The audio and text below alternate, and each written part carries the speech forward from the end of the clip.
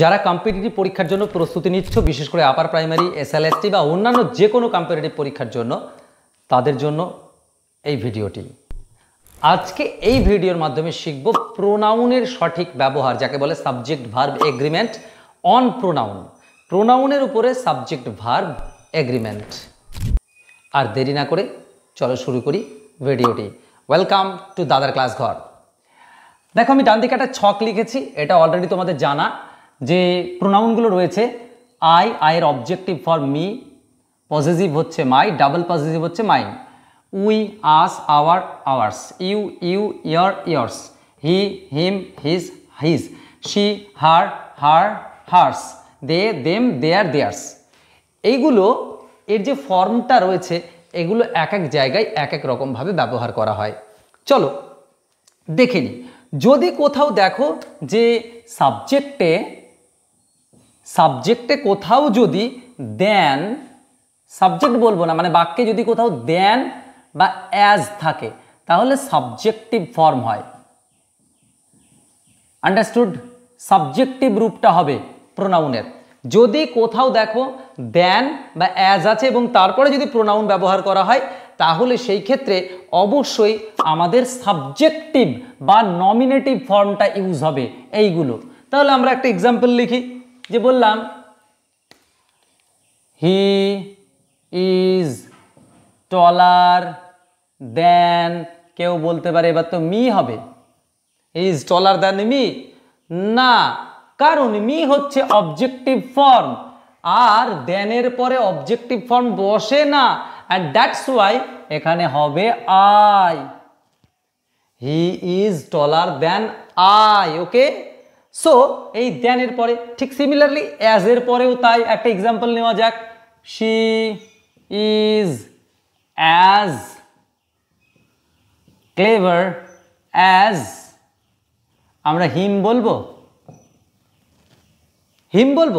No. কেন বলবো না? তার কারণ হচ্ছে অ্যাজ আছে, অ্যাজ এর পরে সাবজেক্টিভ ফর্ম বসে, তার জন্য হবে হি, নট হিম। আশা করি পয়েন্ট 1 বুঝতে পেরেছো। নাম্বার 2, সেকেন্ড পয়েন্ট দেখো। সেকেন্ড পয়েন্ট বলছে যদি কোথাও বিটুইন থাকে,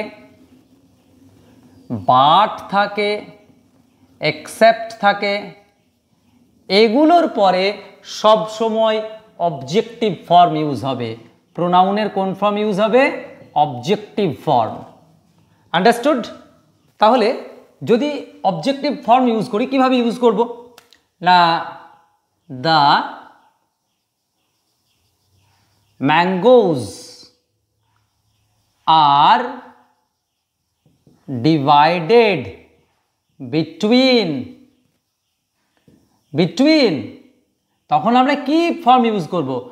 I and he. Between I and he লিখব না, আই অ্যান্ড হি লিখলে কি হবে? সেটা সাবজেক্টিভ ফর্ম, কিন্তু আমাদের কি ফর্ম ইউজ হবে? অবজেক্টিভ ফর্ম ইউজ হবে। তাহলে বিটুইন মি অ্যান্ড হিম, এটা ইউজ হবে। বোঝা যাচ্ছে? তাহলে যদি কোথাও বিটুইন, বাট, এক্সেপ্ট এগুলো থাকে, তারপরে আমরা অবজেক্টিভ ফর্ম ইউজ করব, নট সাবজেক্টিভ।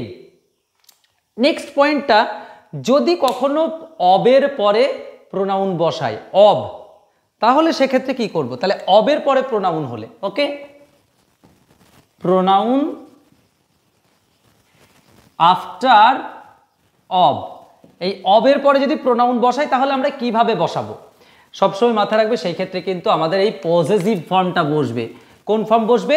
না, পজেসিভ ফর্ম বসবে। যেমন আমি যদি বলি যে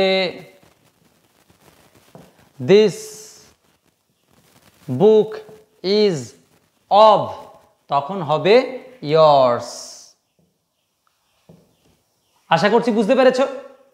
তবে বলে রাখি, এই ভিডিওর লাস্টে কিন্তু একটা ইম্পর্ট্যান্ট ট্রিক আছে, যেটা তোমরা অনায়াসে অনেক প্রবলেমকে সমাধান করতে পারবে। চলো 4 নম্বর সমস্যা, 4 নম্বর আমরা পয়েন্টস দেখি।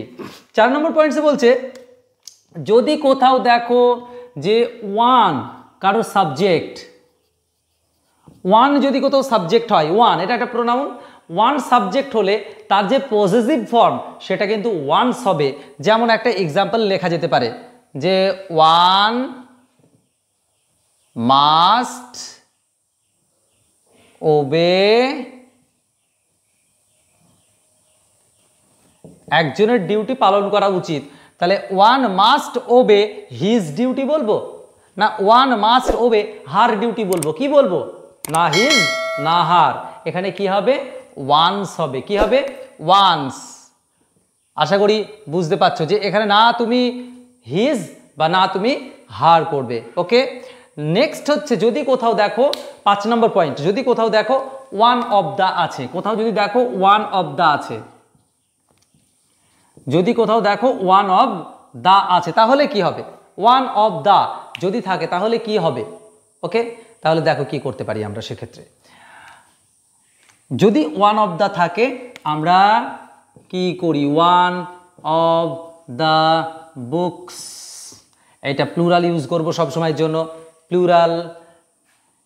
এরপরে কিন্তু সাবজেক্ট, এই ভার্ব সবসময় সিঙ্গুলার হবে।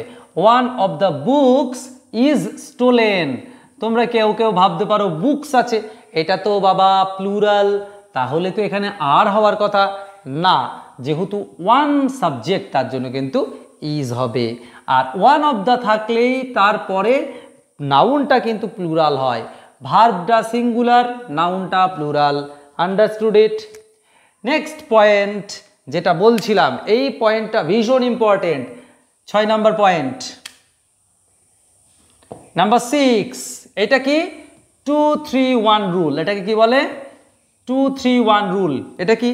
ধরো তুমি কোনো ভুলভাল কাজকর্ম করেছো বা কোনো খারাপ কাজ করেছো, তাহলে এক রকমের হয়। আর যদি ভালো কাজ বা সাধারণ কাজ তাহলে আর এক রকমের হয়। তো বলছে 2-3-1 এই রুলটা হচ্ছে যে কোনো নর্মাল বা গুড ওয়ার্কের জন্য, নর্মাল বা গুড ওয়ার্কের জন্য। আমি বললাম যে you, he and I made the happy journey. তাহলে দেখো এটা একটা ভালো কাজ করেছিলাম, সেক্ষেত্রে সেকেন্ড পারসন আগে দিলাম, সেকেন্ড পারসন, থার্ড পারসন, তারপরে ফার্স্ট পারসন, 2-3-1। আর এটাই যদি কোনো খারাপ কাজ বা কোনো স্বীকারোক্তি হয়ে যায় তখন কিন্তু রুল চলে আসে, অন্য একটা রুল, তখন চলে আসে 1-3-2 রুল। এই রুলটা কি বলবে? যদি খারাপ কাজ হয় তাহলে তোমাকে বলতে হবে I, he and you made this mistake. এটা একটা স্বীকারোক্তি। তাহলে দেখো এইখানে চেঞ্জ হয়ে কি হলো? First person, third person, second person. মাথায় রাখবে যে ভার্বটা থাকে তার ভার্বের কাছে তখন সেকেন্ড পারসন হয় যখন ভুলভাল কাজকর্ম হয়।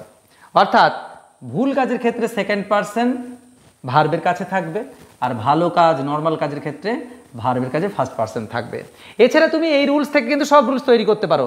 যদি থার্ড পারসন না থাকে তাহলে 21 রুলস বা 12 রুল, যদি সেকেন্ড পারসন না থাকে তাহলে 31, 13 এরকম রুলস হবে। অর্থাৎ ফার্স্ট পারসন না সেকেন্ড পারসন না থার্ড পারসন না কি কোন পারসন, তুমি এই রুলসগুলো থেকে তৈরি করতে পারবে। আশা করছি এই ভিডিওটা তোমাদের ইনফরমেটিভ লেগেছে। এরকম আরও ভিডিও পাওয়ার জন্য অবশ্যই কমেন্ট সেকশনে কমেন্ট করো। আর হ্যাঁ, যদি ভালো লেগে থাকে তাহলে অবশ্যই এটাকে একটু শেয়ার অ্যান্ড সাবস্ক্রাইব। শেষ পর্যন্ত জুড়ে থাকার জন্য থ্যাংক ইউ।